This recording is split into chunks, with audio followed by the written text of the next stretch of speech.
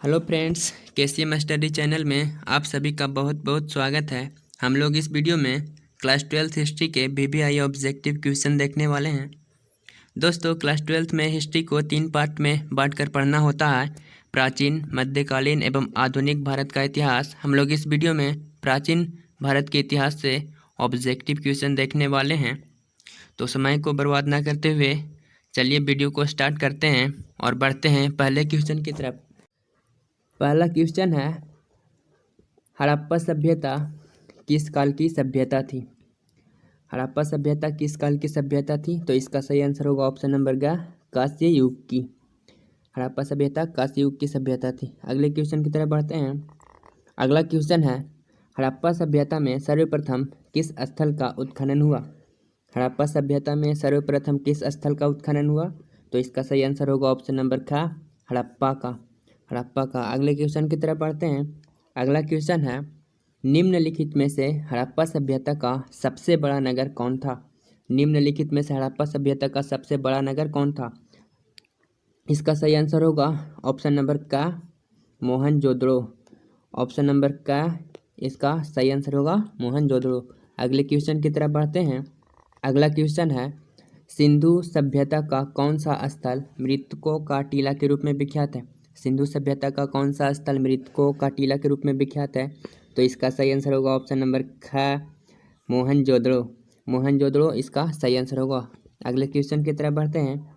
अगला क्वेश्चन है, इनमें से किसे भारतीय पुरातत्व का पिता कहा जाता है? इनमें से किसे भारतीय पुरातत्व का पिता कहा जाता है? तो इसका सही आंसर होगा ऑप्शन नंबर का, अलेक्जेंडर कनिंघम को। अलेक्जेंडर कनिंघम को भारतीय पुरातत्व का पिता कहा जाता है। अगले क्वेश्चन की तरफ बढ़ते हैं। अगला क्वेश्चन है, सिंधुवासी निम्नलिखित धातुओं में से किस धातु का व्यवहार नहीं करते थे? सिंधुवासी निम्नलिखित धातुओं में से किस धातु का व्यवहार नहीं करते थे? तो इसका सही आंसर होगा ऑप्शन नंबर ख, लोहा का व्यवहार नहीं करते थे। अगले क्वेश्चन की तरफ बढ़ते हैं। अगला क्वेश्चन है, सिंधु सभ्यता में नर्तकी की मूर्ति कहाँ से मिली है? सिंधु सभ्यता में नर्तकी की मूर्ति कहाँ से मिली है? तो इसका सही आंसर होगा ऑप्शन नंबर का, मोहनजोदड़ो से। अगले क्वेश्चन की तरफ बढ़ते हैं। अगला क्वेश्चन है, चन्हुदड़ो उत्पादन केंद्र था। चन्हुदड़ो उत्पादन केंद्र था।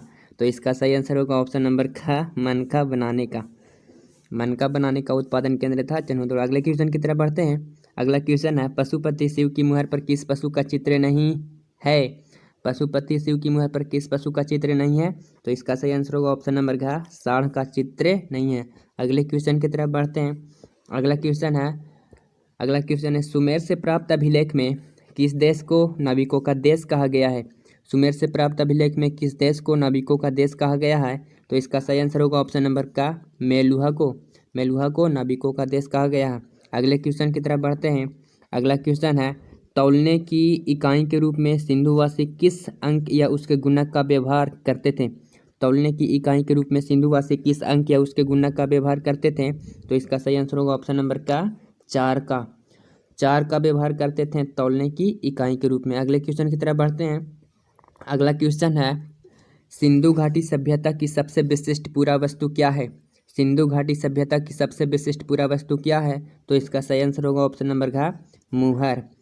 अगले क्वेश्चन की तरफ बढ़ते हैं। अगला क्वेश्चन है, अभिलेखों का अध्ययन कहलाता है। तो इसका सही आंसर होगा ऑप्शन नंबर घ, अभिलेख शास्त्र। अभिलेखों का अध्ययन अभिलेख शास्त्र कहलाता है। अगले क्वेश्चन की तरफ बढ़ते हैं। अगला क्वेश्चन है, जनपद शब्द इंगित करता है। तो इसका सही आंसर होगा ऑप्शन नंबर ख, क्षेत्रीय इकाई को। जनपद शब्द किसको इंगित करता है? क्षेत्रीय इकाई को। अगले क्वेश्चन की तरफ बढ़ते हैं। अगला क्वेश्चन है, मौर्य काल में राजकीय कृषि का प्रधान था। तो इसका सही आंसर होगा ऑप्शन नंबर का, सीताध्यक्ष। मौर्य काल में राजकीय कृषि का प्रधान कौन था? सीताध्यक्ष। अगले क्वेश्चन की तरफ बढ़ते हैं। अगला क्वेश्चन है, निम्नलिखित में किसने सबसे पहले भारत में स्वर्ण सिक्के जारी किए? निम्नलिखित में किसने सबसे पहले भारत में स्वर्ण सिक्के जारी किए? तो इसका सही आंसर होगा ऑप्शन नंबर ख, हिंद यूनानियों ने भारत में सबसे पहले स्वर्ण सिक्के जारी किए। अगला क्वेश्चन की तरफ बढ़ते हैं। अगला क्वेश्चन है, शक संवत का आरंभ किसने किया? तो इसका सही आंसर होगा ऑप्शन नंबर घ, कनिष्क ने शक संवत का आरंभ किया। अगले क्वेश्चन की तरफ बढ़ते हैं। अगला क्वेश्चन है, निम्नलिखित में किसने भूमि अनुदान की प्रथा आरंभ की? निम्नलिखित में किसने भूमि अनुदान की प्रथा आरंभ की? तो इसका सही आंसर होगा ऑप्शन नंबर का सातवाहनों ने भूमि अनुदान की प्रथा आरंभ की। अगले क्वेश्चन की तरफ बढ़ते हैं। अगला क्वेश्चन है, मुद्रा राक्षस के लेखक कौन थे? मुद्रा राक्षस के लेखक कौन थे? तो इसका सही आंसर होगा ऑप्शन नंबर घ विशाखदत्त। मुद्रा राक्षस के लेखक कौन थे? विशाखदत्त। अगला क्वेश्चन है, प्रयाग प्रशस्ति की रचना किसने की? प्रयाग प्रशस्ति की रचना किसने की? तो इसका सही आंसर होगा ऑप्शन नंबर का हरिसेन ने। प्रयाग प्रशस्ति की रचना किसने की? हरिसेन ने। अगले क्वेश्चन की तरफ बढ़ते हैं। अगला क्वेश्चन है, देवकुलों का निर्माण किसने करवाया? देवकुलों का निर्माण किसने करवाया? तो इसका सही आंसर होगा ऑप्शन नंबर घ कुषाणों ने देवकुलों का निर्माण करवाया। अगले क्वेश्चन की तरफ बढ़ते हैं। अगला क्वेश्चन है, सप्तसहस्त्री संहिता का दूसरा नाम है? सप्तसहस्त्री संहिता का दूसरा नाम है? इसका सही आंसर होगा ऑप्शन नंबर घ महाभारत। अगले क्वेश्चन की तरफ बढ़ते हैं। अगला क्वेश्चन है, महाभारत का समआलोचनात्मक संस्करण किसने तैयार किया? महाभारत का समआलोचनात्मक संस्करण किसने तैयार किया? तो इसका सही आंसर होगा ऑप्शन नंबर का B.S. सुक्तांकर ने। B.S. सुक्तांकर ने महाभारत का समआलोचनात्मक संस्करण तैयार किया। अगले क्वेश्चन है, पहली स्मृति के रचनाकार कौन थे? पहली स्मृति के रचनाकार कौन थे? तो इसका सही आंसर होगा ऑप्शन नंबर का मनु। पहली स्मृति के रचनाकार कौन थे? मनु। अगले क्वेश्चन की तरफ बढ़ते हैं। अगला क्वेश्चन है, महाभारत के किस पर्व में महाभारत युद्ध के कारणों का उल्लेख किया गया है? महाभारत के किस पर्व में महाभारत युद्ध के कारणों का उल्लेख किया गया है? तो इसका सही आंसर होगा ऑप्शन नंबर का आदि पर्व में। आदि पर्व में महाभारत युद्ध के कारणों का उल्लेख किया गया है। अगले क्वेश्चन की तरफ बढ़ते हैं। अगला क्वेश्चन है, कुंती ओ निषादी लघु कथा की रचना किसने की? कुंती ओ निषादी लघु कथा की रचना किसने की? तो इसका सही आंसर होगा ऑप्शन नंबर का महाश्वेता देवी ने। महाश्वेता देवी ने कुंती ओ निषादी लघु कथा की रचना की। अगले क्वेश्चन की तरफ बढ़ते हैं। अगला क्वेश्चन, माता के नाम से पुत्रों के नामकरण की परंपरा किस राजवंश में प्रचलित थी? माता के नाम से पुत्रों के नामकरण की परंपरा किस राजवंश में प्रचलित थी? तो इसका सही आंसर होगा ऑप्शन नंबर का सातवाहन में प्रचलित थी। अगले क्वेश्चन की तरफ बढ़ते हैं। अगला क्वेश्चन है, मनुस्मृति में कितने प्रकार के विवाहों का उल्लेख किया गया है? मनुस्मृति में कितने प्रकार के विवाहों का उल्लेख किया गया है? तो इसका सही आंसर होगा ऑप्शन नंबर का 8 प्रकार। अगले क्वेश्चन की तरफ बढ़ते हैं। अगला क्वेश्चन है, पुरुष सूक्त का उल्लेख किस ग्रंथ में किया गया है? पुरुष सूक्त का उल्लेख किस ग्रंथ में किया गया है? तो इसका सही आंसर होगा ऑप्शन नंबर का ऋग्वेद में। ऋग्वेद में पुरुष सूक्त का उल्लेख किया गया है। अगले क्वेश्चन की तरफ बढ़ते हैं। अगला क्वेश्चन है, द्विज के अंतर्गत किस वर्ण को रखा गया? द्विज के अंतर्गत किस वर्ण को रखा गया? तो इसका सही आंसर होगा ऑप्शन नंबर का प्रथम 3 वर्णों को द्विज के अंतर्गत रखा गया।